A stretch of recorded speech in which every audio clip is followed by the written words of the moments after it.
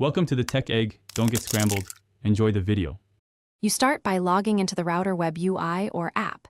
This is how you control access. Once logged in, open the client list or DHCP leases to identify the mobile device by hostname or MAC. Make sure to note its MAC and IP. The MAC is the stable identifier you'll use. You should also export or save a quick backup of the router config now so you can revert if needed. Then move to access control or parental controls to begin blocking. Now create a deny rule tied to that device's MAC. This prevents it from authenticating with your Wi-Fi. Choose whether to block both 2, 4 and 5 GHz bands. If you only block one band, the device may roam to the other.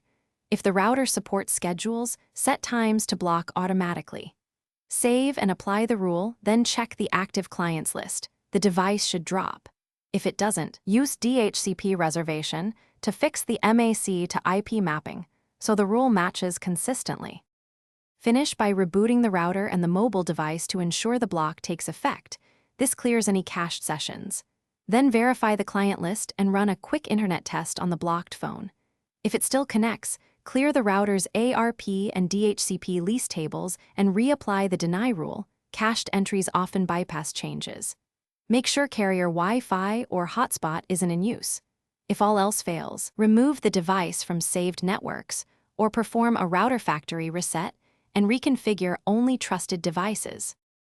Thanks for watching. Consider subscribing if I helped unscramble your problems.